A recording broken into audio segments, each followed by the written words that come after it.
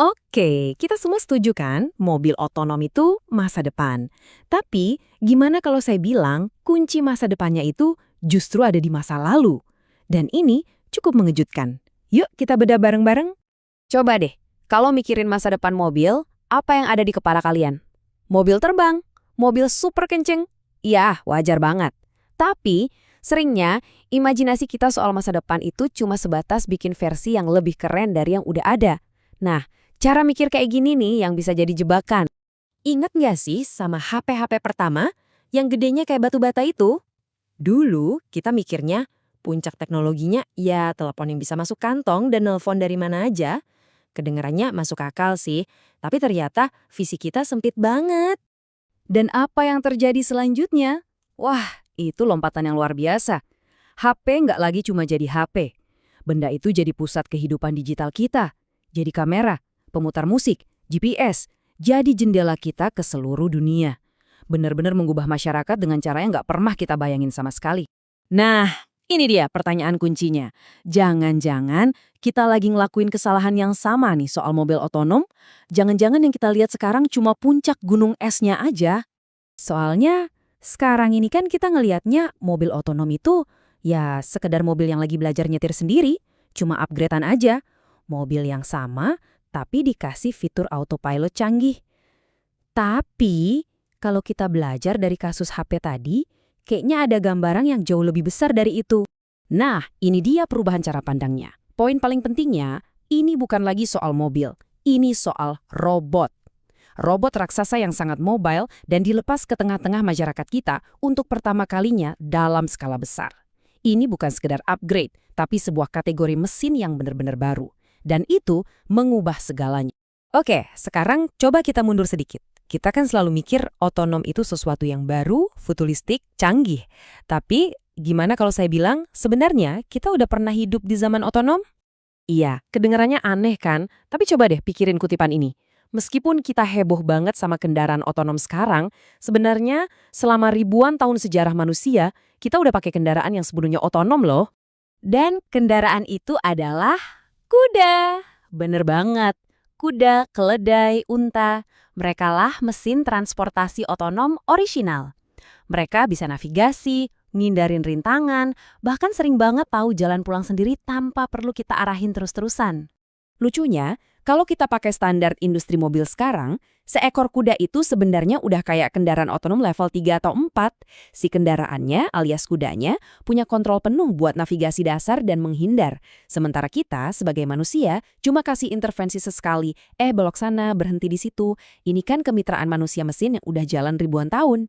Kalau dipikir-pikir lagi, ini artinya 100 tahun terakhir di mana manusia nyetir mobil sendiri, itu mungkin bukan hal yang normal. Justru itu sebuah anomali, sebuah penyimpangan singkat dalam sejarah panjang transportasi otonom.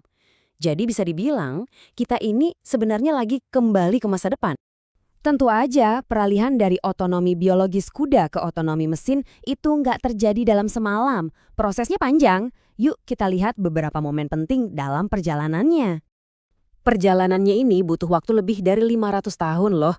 Mulai dari gerobak yang bisa diprogram buatan Da Vinci di tahun 1478, lompat ke torpedo yang bisa merasakan lingkungannya di tahun 1866, terus ada mobil konsep GM di tahun 50-an, van canggih di Jerman tahun 80-an, sampai akhirnya kompetisi DARPA di 2004 yang benar-benar jadi bukti kalau mobil otonom itu bukan lagi fiksi ilmiah.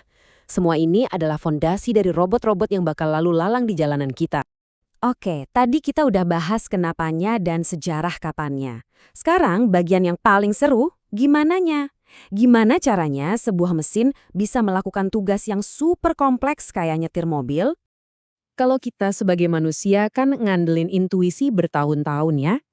Kita bisa ngerasain grip ban di aspal, dengerin suara mesin, sampai ngebaca bahasa tubuh orang mau nyebrang. Nah, gimana caranya mesin niru itu semua? Jawabannya, dengan seperangkat indera super. Kebanyakan mobil otonom itu ngandelin 3 teknologi inti, kamera, radar, dan lidar. Anggap aja ini trio sensor andalannya. Masing-masing punya kekuatan supernya sendiri-sendiri. Dan waktu digabungin, mereka bisa ngasih gambaran dunia yang jauh lebih detail daripada yang bisa kita lihat pakai mata telanjang. Pertama, kamera. Ini ibarat matanya si mobil. Dengan bantuan AI, kamera ini bisa ngebaca rambu lalu lintas, lihat warna lampu merah, dan ngenalin objek-objek di sekitarnya. Ya, persis kayak mata kita.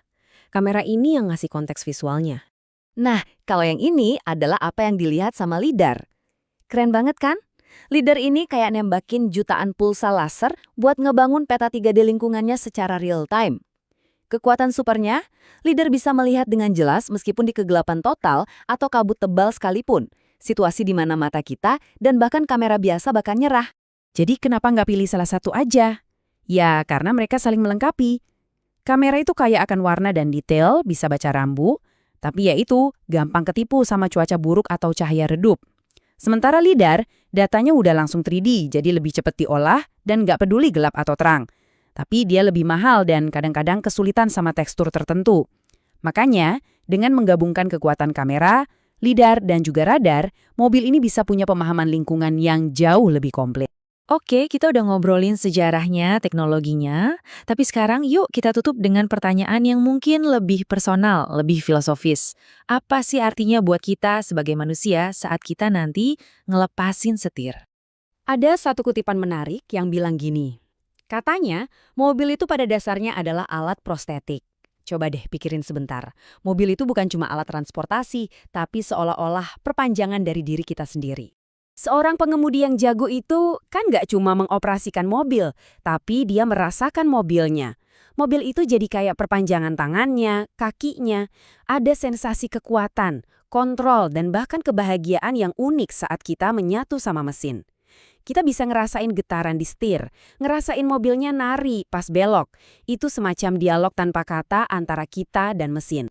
Nah, jadi ini pertanyaan terakhir buat kita renungkan bareng-bareng. Saat kita beralih peran, dari seorang pilot menjadi sekedar penumpang, apa sih yang kita relakan?